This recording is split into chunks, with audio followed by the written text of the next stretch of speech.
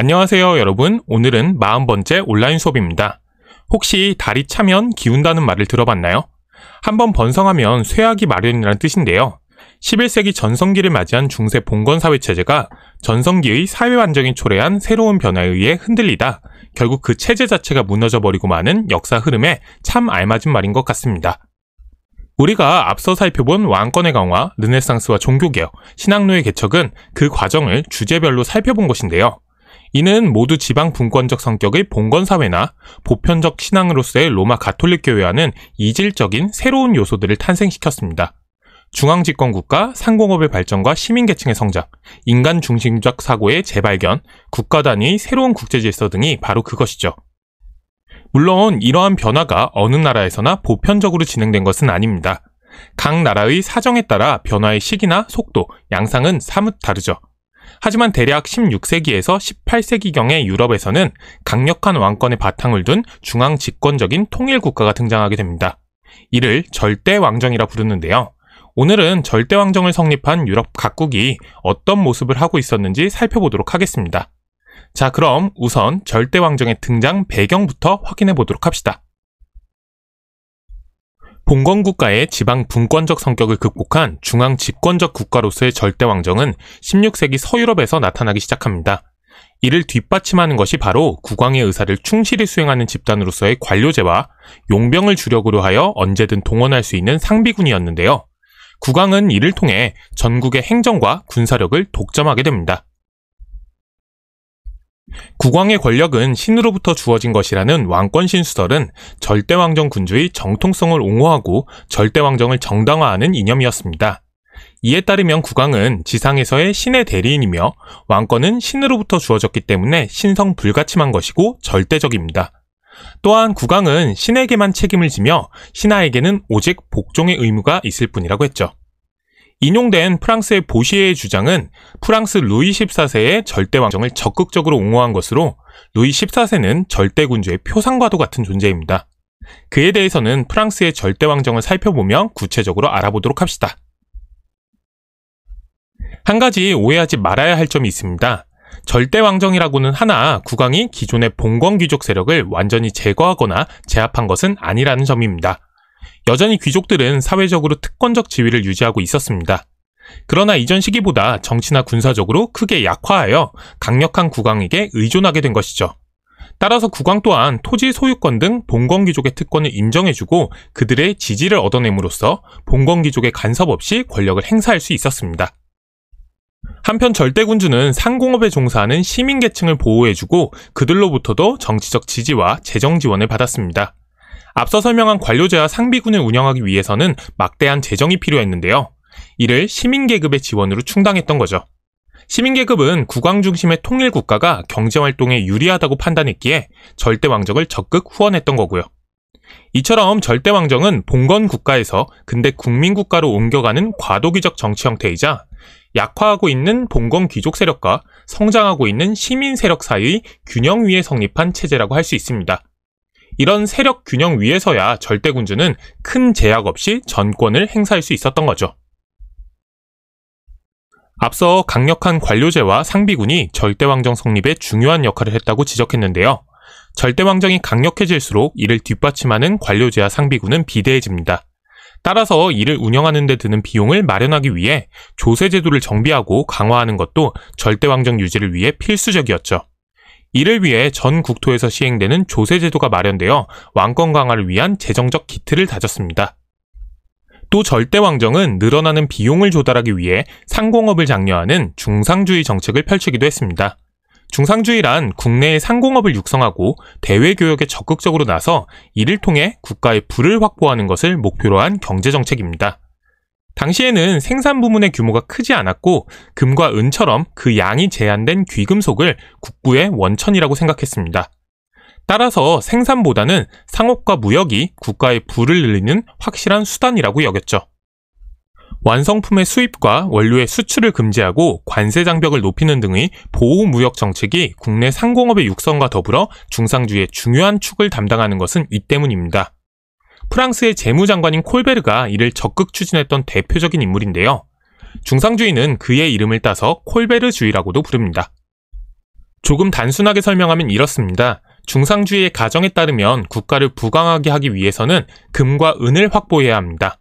국부의 원천이 금과 은이기 때문이죠. 하지만 금과 은은 한정적입니다. 채굴할 수 있긴 하지만 사실 쉽진 않죠. 따라서 국부를 키우려면 국외로 국부가 빠져나가는 것은 최대한 막고 필요한 물자를 최대한 국내에서 생산할 필요가 있다고 본 것입니다. 그러니 국내 상공업 육성, 보호무역이 중상주의 정책의 핵심이 되는 거죠. 그런데 앞서 언급하진 않았지만 이런 가정하에 식민지의 중요성이 커집니다. 원료를 값싸게 들여오고 국내에서 만든 물자를 판매하는 시장이니까요. 또한 금과 은이 무한정 생산되는 것이 아니니 당연히 이를 더 많이 차지하려는 갈등은 심해지겠죠. 자연히 절대왕정 시기에는 다양한 이유로 국가 간의 전쟁이 끊임없이 벌어지게 됩니다. 절대왕정 시기 유럽은 그 어느 시대 어느 곳에서보다 자주 전쟁이 터졌습니다. 17세기 100년 동안 전쟁이 없었던 건 고작 4년에 불과했고 18세기도 크게 다르지 않았습니다. 이 시기에 유럽 전역은 거의 항구적인 전쟁터가 되었죠. 종교 갈등으로 빚어진 종교전쟁에 유럽의 대다수 국가들이 뛰어들었고 주변국의 왕위 계승에 개입하여 영토를 확장하려는 시도가 이어졌습니다. 여기에 교역망의 확대를 배경으로 무역의 주도권과 식민지를 차지하기 위한 전쟁도 치열하게 전개되었죠. 그로 인해 절대왕정 시기에는 공공지출 중 군사비가 차지하는 비중이 상당했는데요. 이는 어떤 특정 국가만의 문제가 아니었습니다. 군사비가 전체 지출의 70%를 넘어 심지어는 90%를 차지했던 때도 있었으니 말이죠. 그런데 한편으론 절대왕정 시기 벌어진 무수한 전쟁은 절대왕정이 공고해지는 데 큰 역할을 하기도 했습니다. 치열한 전쟁에서 승리함으로써 얻은 영토나 부가 곧 절대군주의 업적으로 남게 되니까 말이죠. 절대왕정하면 떠오르는 군주 중 하나인 프랑스의 루이 14세가 건설한 베르사유 궁전의 거울의 방입니다. 화려함과 웅장함이 무엇인지를 보여주는 걸작으로 손꼽히는데요. 전체 길이 73m에 달하는 이 공간에서는 주로 왕족의 결혼식이나 외국 사신의 접견 등이 이뤄졌습니다. 절대군주의 위상을 만천하에 알리고자 한 것인데요. 사진만 봐도 이 시기 국왕의 위상과 권력이 앞선 시대보다 얼마나 강해졌는지를 한눈에 확인할 수 있을 겁니다. 그런데 여기서 주의할 점이 있습니다. 앞서 봉건 귀족과 시민계층의 세력 균형이 절대왕정 체제를 뒷받침한다는 설명에서도 지적했는데요. 절대왕정은 중세 봉건 국가에서 근대 국민국가로 변화하는 과정에서 등장한 과도기적 정치 형태였다는 점입니다. 따라서 이 시기에는 봉건적 신분제가 유지되어 귀족은 여전히 사회적 특권을 누렸으며 농민은 무거운 세금에 시달렸습니다. 여전히 국가적 이익은 왕실과 귀족의 이익을 대변하는 것이지 국민 전체의 이익을 대변하는 것은 아니었습니다. 오히려 이 시기에는 국민 전체의 이익보다는 왕실과 귀족, 그 중에서도 왕실의 이익이 우선시되는 경우가 많았습니다. 우리가 알고 있는 근대적 국민국가의 출현은 뭔가 또 다른 변화가 필요했던 거죠. 이와 관련한 내용은 앞으로 있을 다른 수업에서 확인해 볼 수 있을 겁니다. 지금까지 절대왕정 체제의 일반적인 특징과 한계에 대해 살펴봤는데요. 이제부턴 각국 절대왕정 체제의 구체적인 모습을 알아보겠습니다. 그런데 한 가지 주의를 주자면 각 나라마다 그 나라의 사정에 따라 절대왕정의 출현식이나 특징이 크게 차이가 납니다. 그러다 보니 나라별로 우리가 살펴봐야 할 시기가 좀 널뛰기를 하죠. 그러니 힘들더라도 앞으로 조금 더 집중해서 지금까지 배운 절대왕정의 일반적인 특징이 여러 나라에서 어떻게 나타나는지 분석해 보도록 합시다. 자, 그럼 서유럽에서 3나라, 동유럽에서의 3나라의 절대왕정에 대해 알아보도록 하겠습니다. 에스파냐는 이슬람 지역에 대한 재정복운동, 즉 레콩키스타를 주도하면서 왕권 강화에 기틀을 다졌는데요. 이후 신항로 개척과 대서양 항해를 선도하면서 아메리카 식민지에서 막대한 양의 귀금속을 확보하여 유럽에서 가장 먼저 절대왕정 국가로 발전합니다. 특히 펠리페 2세는 서지중해 지역으로 세력을 팽창하려는 오스만 제국을 레판토 해전에서 물리쳤는데요. 이를 계기로 에스파냐 함대는 무적 함대라 불리며 위용을 떨칩니다. 덕분에 펠리페 2세는 대서양과 지중해 해상권을 장악했을 뿐만 아니라 네덜란드와 벨기에, 이탈리아의 북부 일부 지역까지 아우르는 거대한 제국을 유지할 수 있었습니다. 그러나 로마 가톨릭과 프로테스탄트 간의 갈등이 치열해지던 당시에 가톨릭의 보호자를 자처했던 펠리페 2세가 극단적인 가톨릭 강요 정책을 실시하자 네덜란드에서는 독립전쟁이 일어났습니다. 또한 이를 지원하던 영국을 물리치기 위해 파견한 무적 함대마저 패하면서 국력이 급속히 쇠퇴합니다. 게다가 당시 에스파냐는 아메리카에서 들어오는 귀금속과 네덜란드에서의 조세 수입에 의존한 채 국내 산업의 육성에 관심을 기울이지 않았는데요. 이로 인해 에스파냐는 한 번 놓친 국제정치 질서의 주도권을 찾아오지 못한 채 유럽 국가들 간의 경쟁에서 밀려나기 시작합니다. 영국은 헨리 8세의 이혼 문제를 계기로 촉발된 종교개혁을 통해 국왕의 권위를 높였으며 해산된 수도원의 토지를 왕실 재정으로 흡수하여 절대왕정의 기반을 마련합니다. 이후 영국에서는 엘리자베스 1세 시대를 전후하여 왕권이 크게 강화됐는데요. 특히 엘리자베스 1세는 의회의 동의를 얻어 국정을 수행했기 때문에 의회도 왕권에 협조적이죠. 참고로 영국의 역사를 살펴볼 때는 국왕과 의회의 관계가 어땠는지 파악하는 것이 상당히 중요한데요.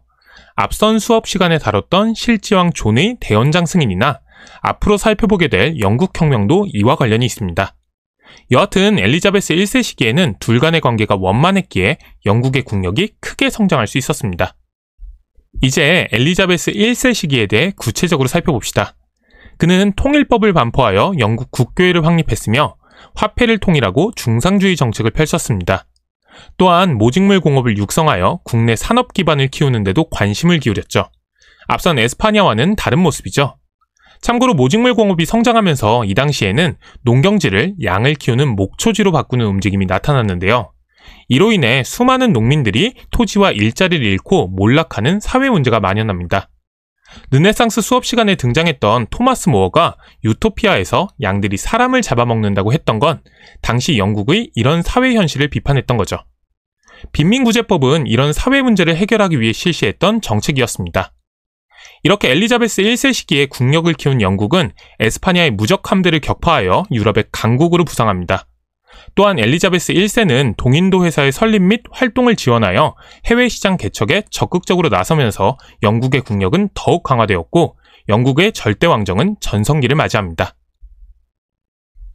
프랑스의 앙리 4세는 부르봉 왕조를 개창하면서 낭트 칙령을 발표하여 종교전쟁을 수습하고 절대 왕정의 기틀을 마련했는데요. 프랑스 절대 왕정은 태양왕 루이 14세에 이르러 절정을 맞이합니다.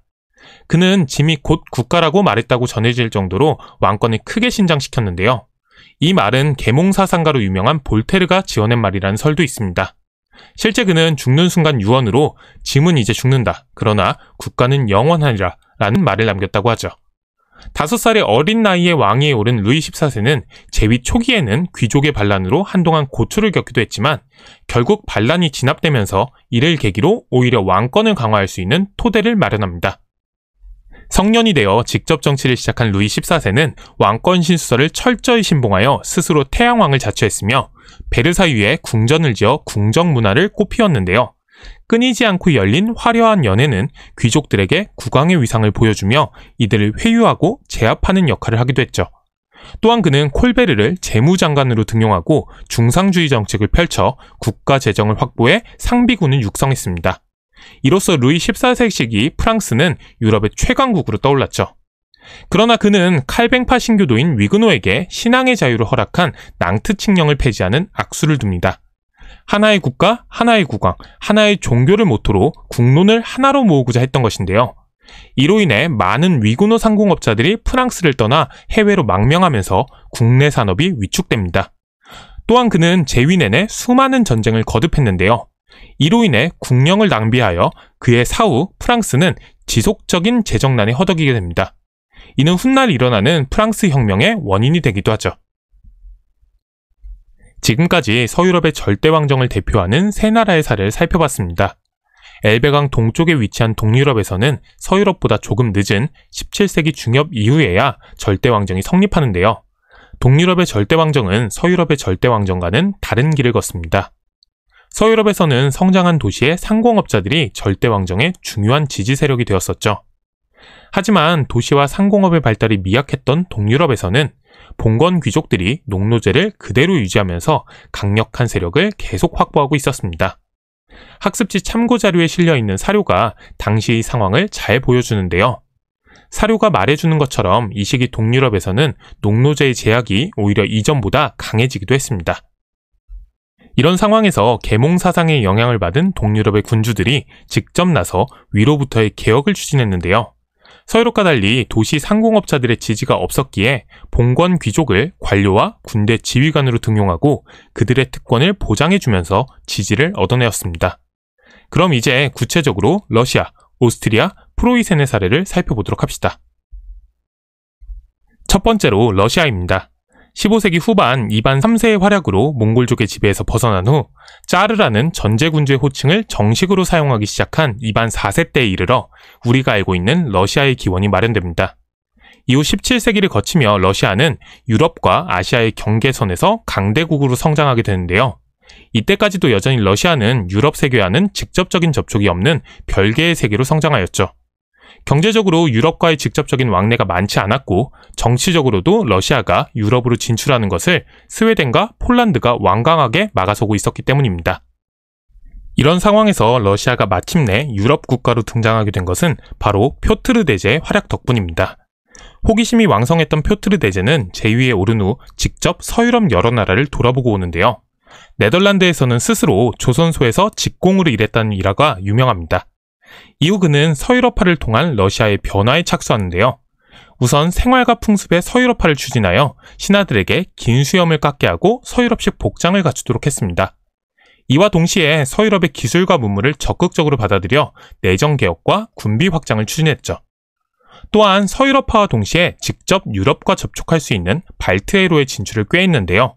결국 북방 전쟁에서 스웨덴이 승리함으로써 발트해로의 진출을 이루어내고 서유럽 문물 수용이 쉬운 곳에 위치한 상트페테르부르크를 새로운 수도로 삼았습니다.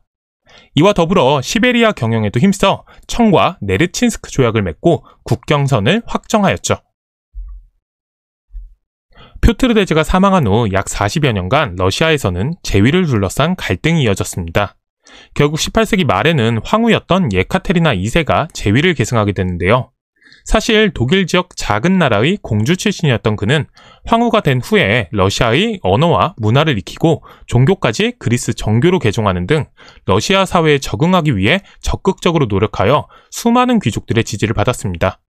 오히려 남편이자 황제였던 표트르 3세는 적국이었던 프로이센의 국왕 프리드리 2세의 열렬한 추종자이다 보니 귀족들의 반발을 샀죠.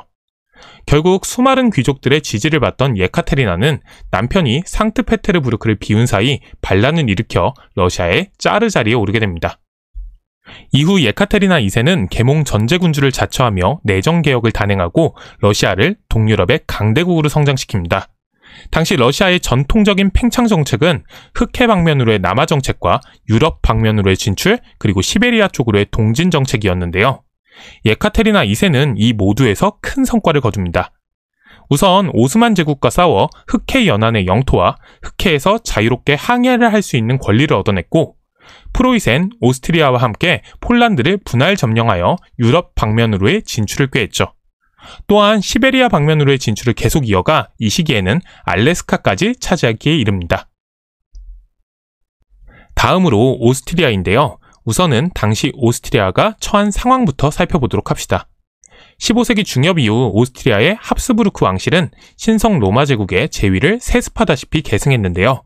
합스부르크가는 유럽의 다른 주요 가문들과 혼인관계를 맺으며 한때는 오스트리아를 중심으로 남부 독일의 여러 지역, 에스파냐와 네덜란드, 보헤미아와 헝가리, 프랑시 콩테, 밀라노, 나폴리, 시칠리아, 사르데니아 등을 차지하기도 했습니다.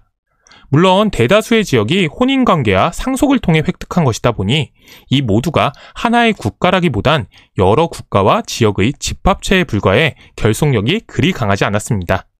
또한 합스부르크가의 힘이 워낙 강해지면서 프랑스를 비롯한 다른 유럽 국가들의 견제가 심해졌죠.